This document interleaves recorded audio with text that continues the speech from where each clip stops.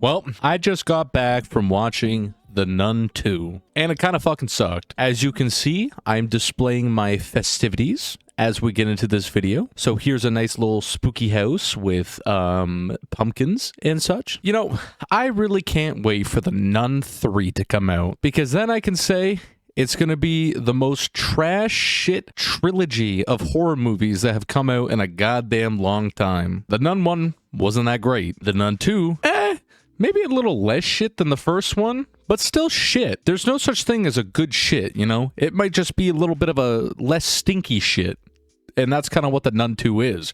A less stinky shit than the first Nun, which is also kind of shit. And I'm really going to ram my rod into this one on a few things that I didn't like here that made no fucking sense to me. However, let's get into some positives that I liked about the movie. One thing that I really liked about the movie was the opening scene, which was really fucking cool. Might I add, this will contain spoilers. So, hey, spoiler warning, you're free to leave. But it's The Nun 2, so you probably don't give a shit. And I will be coming back to the opening scene because it ties into something else that really made no fucking sense to me. But regardless, the opening scene was pretty solid. It was pretty fucking wicked. There was a priest who got thrown up into the air and like lit on fire and shit like that. And it was pretty epic, man. A few good things that I kind of liked about the movie. I think the acting was pretty good. Pretty solid acting. I like the atmosphere. I feel like, you know, they could build up quite fucking well to something that may, you know, rustle your socks a little, rustle your jimmies, and fell flat with cheap jump scares. But this is the pros. We're not talking about the cons quite yet. But I really did like the atmosphere. Another great thing, there were some really, really cool scenes. I really liked it where, for example, there's a scene that's in the trailer where the sister goes up to like this display of magazines and stuff like that, and they just start turning super fucking rapidly, and it starts to slowly form Valak, the demon, and then it kind of like just jumps out and then starts fucking choking the life out of the lady, like it shielded some fucking lunch money, and that was pretty cool. And there were a few scenes that were sort of similar where there was like something that kind of like looked like Valak the demon, and then he just fucking peekaboo came out of that shit, and I don't know, it was just kind of cool. That's kind of like really it that I liked about the movie. Some stinkers about the movie. I mean, it's riddled with cheap jump scares that, like I said, kind of just fall flat. I'm no Mr. Tough Guy, you know, I don't go to the salty Splatoon or anything like that, but they were very, very cheap jump scares, as all modern horror movies do usually nowadays. Oh, before I get into it, another super cool thing was, spoiler alert, they introduced like this goat man thing. It was like the devil, like goat man thing. You didn't get to see much of him, you know, and it would have been cooler to see him a little more, but that was actually pretty fucking cool, if I do say so myself. He was pretty sweet. Back to the stinkers. The movie kind of drags a little bit at times. It's a decently long movie. It'll run you about an hour and 50 minutes. And there's some points where, you know, I was kind of in my seat like, but that's really not the main thing that really pisses me off about this movie. Now, I take semi-inspiration from Moist Critical, praise be blessed by him. I saw him talk about the movie a little bit, and I really thought to myself, well, how terrible could this movie really be in the aspects that he was talking about? And I'll tell you something, I can see why it, you know, kind of pissed him off. Rustled his jimmies, one could say. The power scaling in the movie makes no fucking sense in the entire world. I tell you something, this demon, Valak, baseline is supposed to be pretty damn strong. You know, from my knowledge, it's a really strong demon fucking thing. And we can see that in parts of the movie, that this demon is pretty fucking strong. Like I said, the opening scene, the demon, like, lifts the priest up after like cracking his bones a shit ton, lifts him up like fucking 20 feet in the air in like a second, and just instantly combusts him into a just flame. Like, we're not talking a slow buildup, but he wasn't getting edged by this flame in the slightest bit. He full-on combusted. I'm about to go super fast, and then burnt and died. And this ties into the end of the movie. Spoiler warning. The main sister gets lifted into the air and just kind of gets a little tease, gets lit on fire, just like a little tiny bit at the you know, end of her outfit, and then it slowly builds up, and then you guessed it, she gets out of it. So I don't know why, you know, the demon didn't just instantly combust her into flames like she did to the priest at the very start of the movie, where the demon was weaker. Because let me do a little U-turn here and get into something else.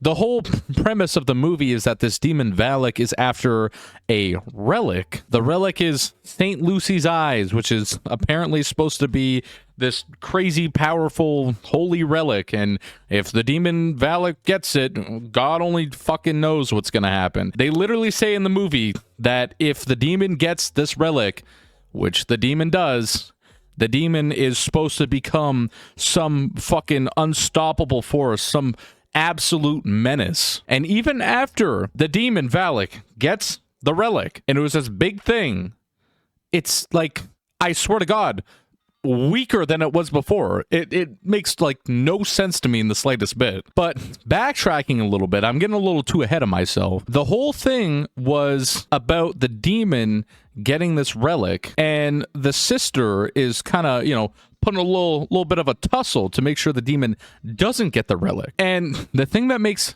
no sense whatsoever is the demon had so many opportunities to kill the sister, you know, the main person who's trying to stop her, but never does. And it makes no fucking sense. Like I said, with the magazine scene, literally choking the life out of her.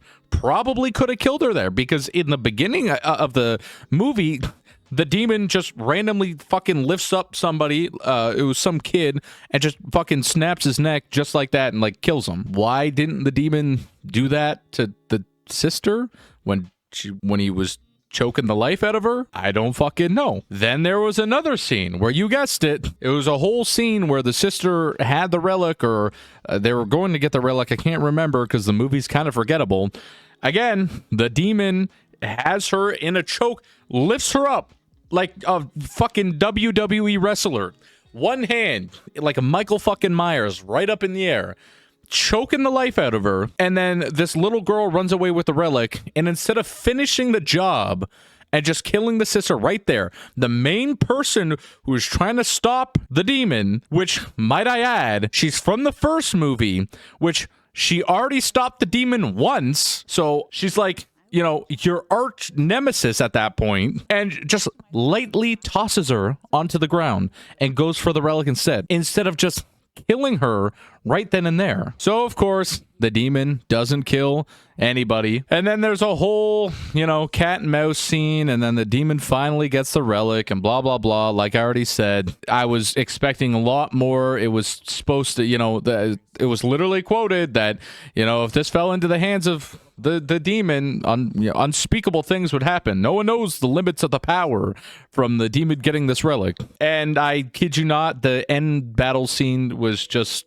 like nothing. There was just so many opportunities for this demon to just use its superhuman abilities, because all throughout the movie it was showing that it was capable of that, and it just decides not to. And it just makes absolutely no sense to me. And if you're wondering how the movie ends, spoiler alert, the sister is in the air and she's about to die, and the demon's laughing and he's giggling. And then she gets this fucking That's So Raven flashback, and she fucking has a miracle happen and drops down for being burnt, and then they're in like a cellar and there's a bunch of like wine kegs, and then she fucking turns all the wine into Jesus Christ blood and then just obliterates the demon. I feel like it was just such a weird end. Just such a sloppy end. I just feel like it just makes no sense to me. It really doesn't. I don't know. Going back to the Goat Man, I also don't understand. I thought it was kind of, you know, the Goat Man was pretty good, like I already said. But there's a scene where they're like pushing the Goat Man back. You know, they close the door and they're holding the door back. And he rams his fucking horn through the door and impales a kid right through the fucking chest. And then she just absolutely tanks it and just fucking walks off like nothing happened. And it just kind of had me sitting there scratching my head a little bit because apparently demons and anything bad in these movies is just some weak little fucking punk, you know? TLDR, at the end of it, a super generic modern day horror movie with pretty terrible jump scares with like a small iota of just the littlest handful of compliments that you could give the movie. Realistically, I'd probably rate this, I want to say anywhere between a 30 to a 40%. I don't really know. I'd probably more comfortably rate it about a 35% out of 100, or, you know, maybe I give it like a 2 stinkers out of a 5 stinker meter or something like that, you know? Or maybe a 1.5 stinker. Hey, go to the movies, pay $15 Canadian for a ticket if you want a nice little nappy time, because that movie's gonna put you straight to sleep some points. Hope you guys enjoyed. Peace.